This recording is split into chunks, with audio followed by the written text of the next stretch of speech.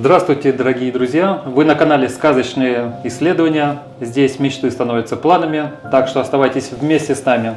Да, всем привет! Итак, сегодня мы с вами рассмотрим другую очень замечательную сказку. Все вы ее знаете с детства. У нее множество интерпретаций, множество версий, как наших, так и зарубежных. И сегодняшняя сказка у нас будет... Аленький цветочек. Авторская сказка, ее написал Аксаков. Да.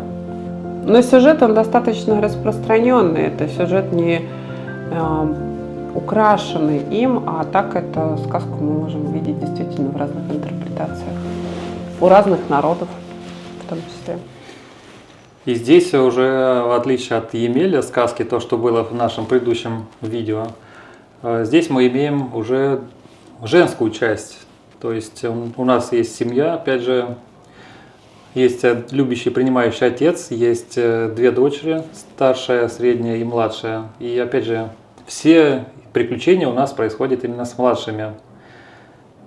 Видимо, из-за того, что младшие только формируются, им надо напитаться вот этой энергией, и у них еще недостаточно каких-то ресурсов для жизни. Нет, ведь это здесь твоя фантазия. Моя фантазия. В этом месте ты фантазируешь. Почему все приключения происходят со младшими? Да? У нас мужское или женское разделено как будто бы на три части. Ум, тело и душа, дух.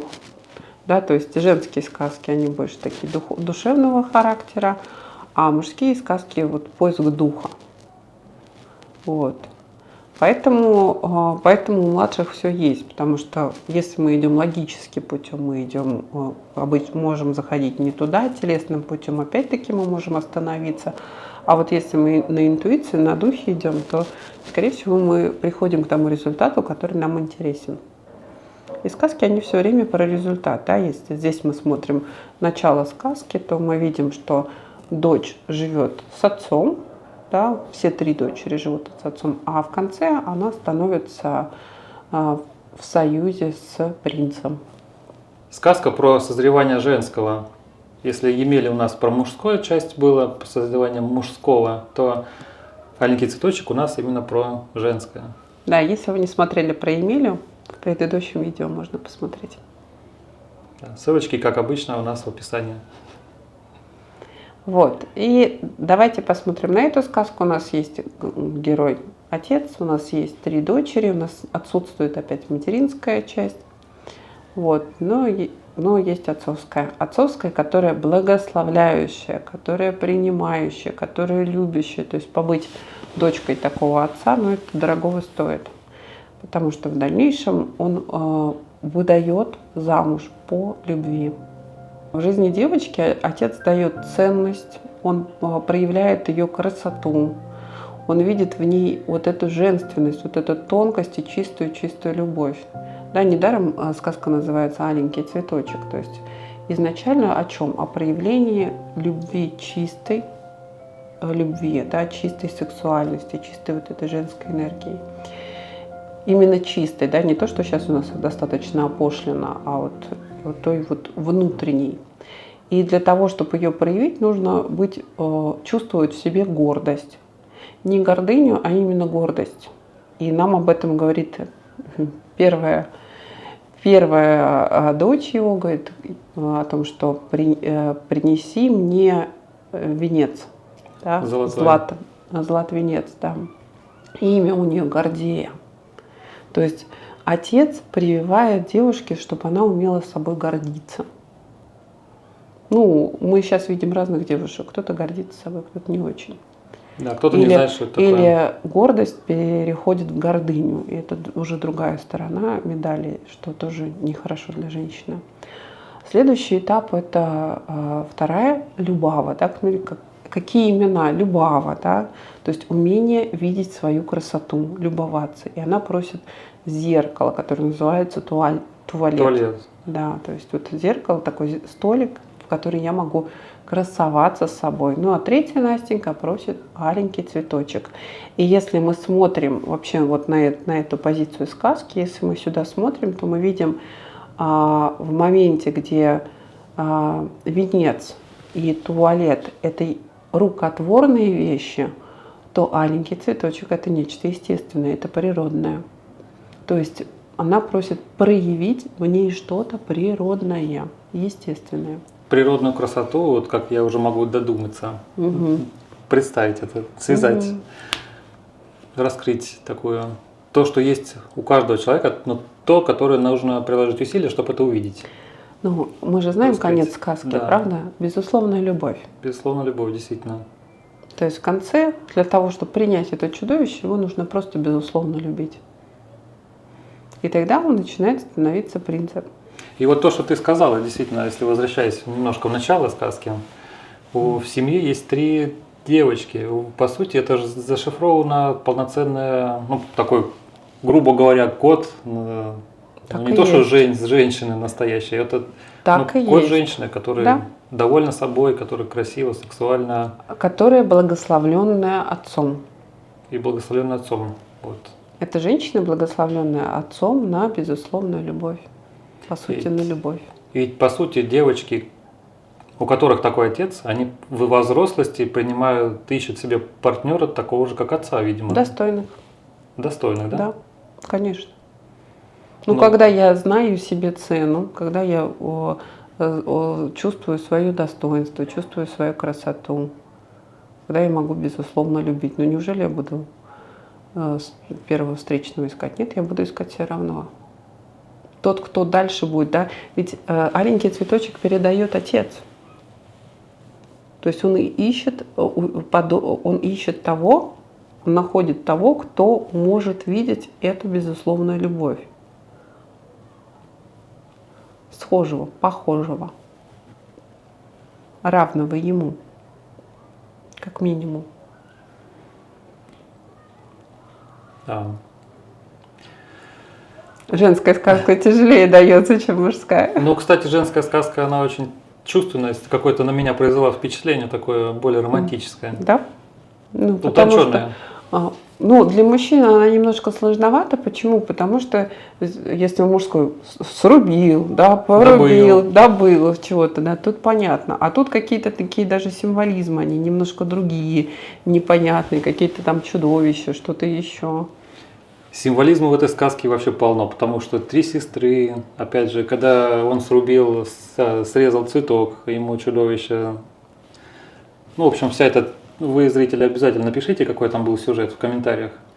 Ну, Виктор его не помнит. Да, напомните мне, пожалуйста.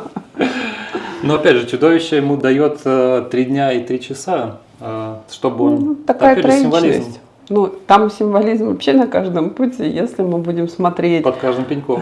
само развитие событий, как там батюшка добывает эти все сокровища, да, которым он знает цену, как он там добывает венец, добывает вот этот вот туалет, добывает и попадает в пространство этого чудовища. Там разные варианты. Есть варианты, где по морю, есть варианты еще какой-то, по-моему, по пустыне. То есть он проходит через какие-то пути, попадает либо в лес, либо на остров. То есть он попадает в необитаемое пространство, как ему кажется. И там он находит этот цветок и срывает его, потому что он нашел, он где-то там лазил по полям, по камням для своей дочери, для Настеньки. И он дальше его привозит. Да, там у них идет договор с чудовищем, что он обратно возвращается в его владение. То есть вот как ты думаешь, о чем это? Вот этот договор вернуться. Раз ты сорвал цветок, ты будешь моим теперь. Либо отдавай мне свою дочь. Ну, как я об этом думаю. Это такой обмен энергетический, не только какой-то идет. Ну смотри, То есть расплата. Я тебе говорю, да, вот если смотреть прямо на сказку, то мы видим, то чудовище говорит, я тебя возьму в плен. То есть я отца беру в плен. Отцовское что-то. И тогда если он отца берет в плен, он так и останется чудовищем. Да и не вот это не расколдуется, да, не произойдет. Либо ты мне отдавай свою дочь. То есть что значит я отца беру в плен? То есть если отец не расскажет о этом чудовище, то, по сути, мужчина так и останется вот этим вот. Девушка, да, в жизни, как это будет проявляться, девушка будет видеть в том мужчине, которого она нашла, постоянно своего отца и будет пытаться его оттуда достать. Соответственно, она будет замужем не за мужчиной, а за своим отцом. Пытаясь расколдовать, наверное, да? Чудовище. Пытаясь вытащить из мужчины проекцию отца. Нет, не будет расколдовки, там чудовище нафиг не нужно.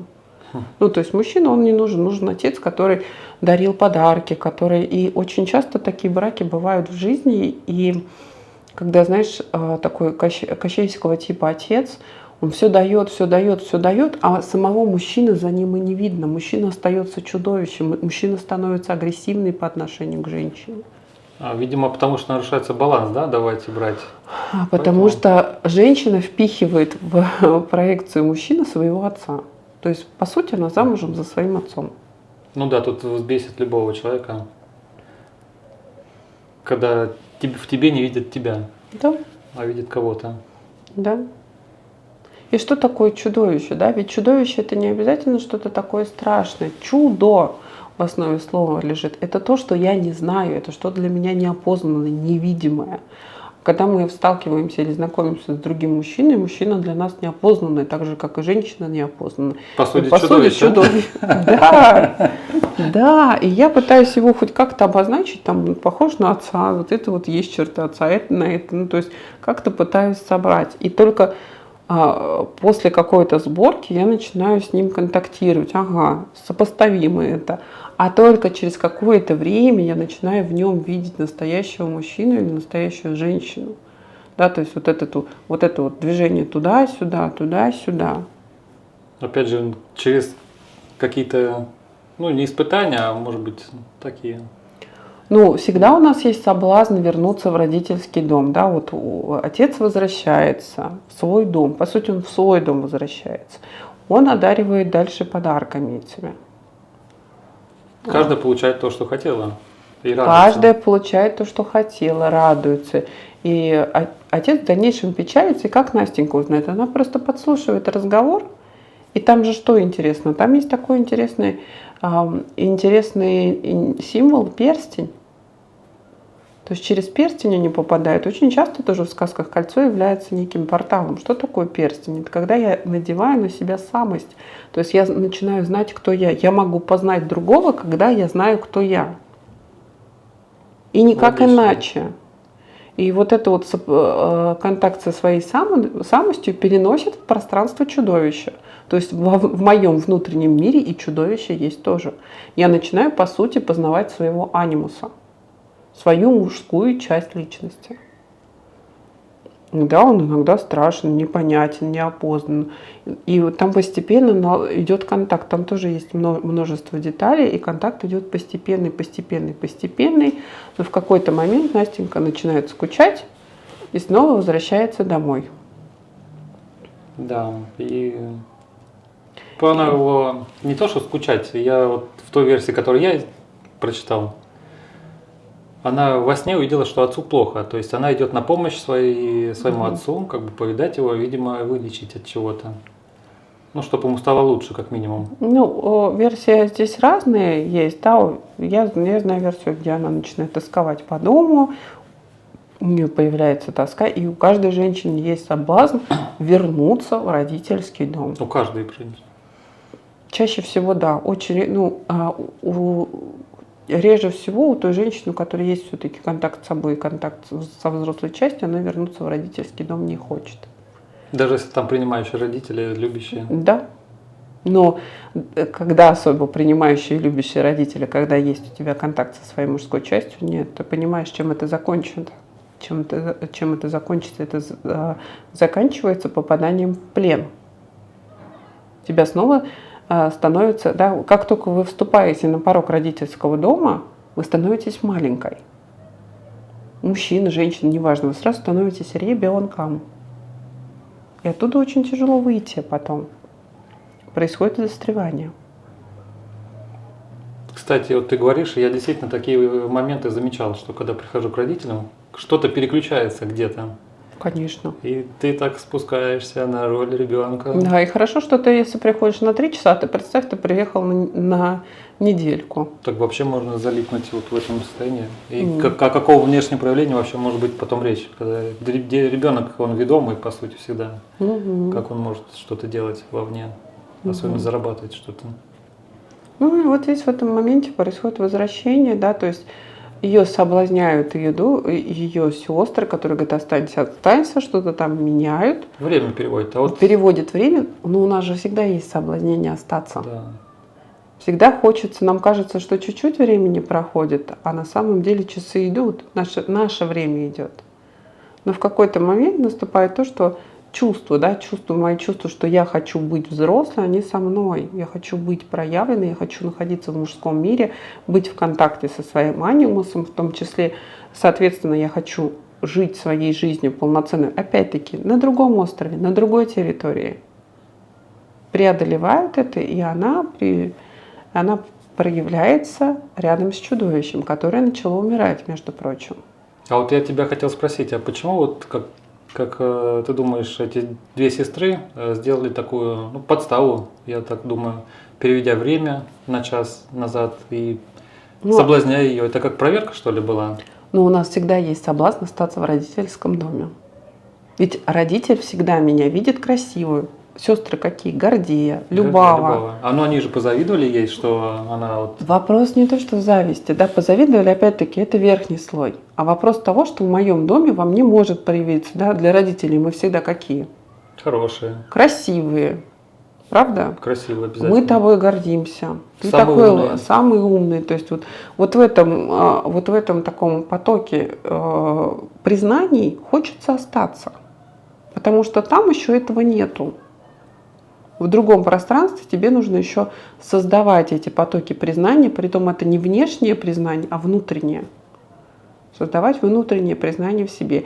А как только мы застреваем в родительском доме, другая часть личности начинает умирать. Мужская часть личности умирает, потому что мы превращаемся снова в младенца.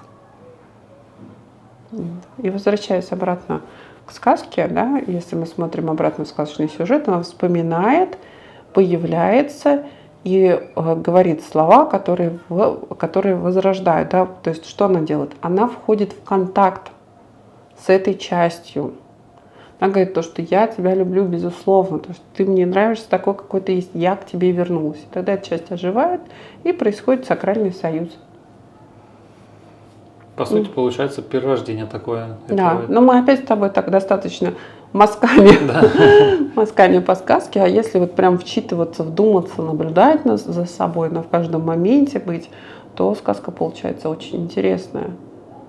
Наблюдая за своими чувствами, она рождает то, где ты застреваешь, где ты не можешь пройти, где у тебя возникает злость, обида, или побыть в том состоянии, в котором хочется побыть. И увидеть то, что именно где застреваешь, и какие испытания тебе дается, чтобы преодолеть, стать, переродиться, можно так сказать. Есть хорошая сказка «Крошечка-хаврошечка». Там нужно убить коровушку. Я, по-моему, уже говорила в каких-то наших видео о ней. Да, ты упоминал. Вот это вот убить коровушку, такая самая жесткая история. Это убить тех любящую, такую дающую мать. И не всегда получается, к сожалению. И действительно важно наблюдать за своими чувствами и проходить, не бояться принимать свои эмоции. Очень важно. И если будем подводить к итогу этой сказки, очень важный, какой можем сделать итог? То, что, во-первых, безусловно, любовь – это мощный инструмент, который открывает все двери, особенно внутри себя все двери, в первую очередь. Второй момент, что хочется выделить. Давай скажем о том, что все-таки безусловную любовь, да, вот аленький цветочек привозит отец. Опять же, То есть мужское сначала он ей показывает, что я тебя безусловно люблю. А потом уже это начинает развиваться в дочери. И она может это проявить по отношению к другому. И младшая дочь, она по сказке намного мощнее получается, вот как я почувствовал, потому что она объединила себе и первых двух. Конечно. И еще взяла полноценно вот эта женственность в виде аленького цветочка, этот символ мощный. Угу. И обладая, безусловно, любовью, она переродила чудовище, можно сказать, воскресила его. Ну, Но- из чудовища стал мужчиной. Да. Из непонятного зверя превратился в человека. А вот есть такое явление, я много раз об этом слышал, читал, это когда в современном мире уже есть такой, по-моему, сценарный процесс у людей, когда девушки выбирают себе в мужья чудовище и пытаются его переродить. Оно, Ну, смотри, да, такой сценарный процесс есть. Но когда девушки себе изначально выбирают чудовищ, скорее всего, в этом чудовище есть где-то отец. именно, наверное, отец, который не додал вот этого, да?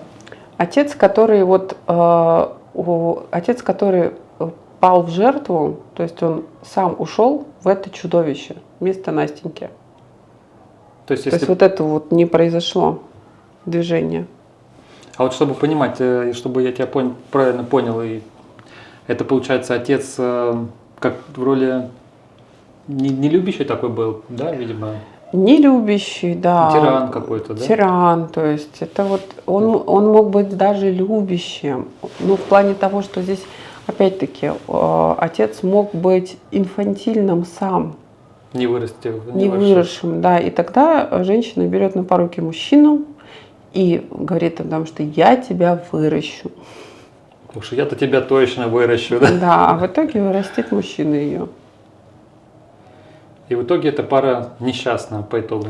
Ну, очень много разных бывает сценариев. Вопрос, когда то, что мы читаем сказки, мы уже бессознательно выстраиваем другие сценарии, если мы читаем сказки с целью исцеления.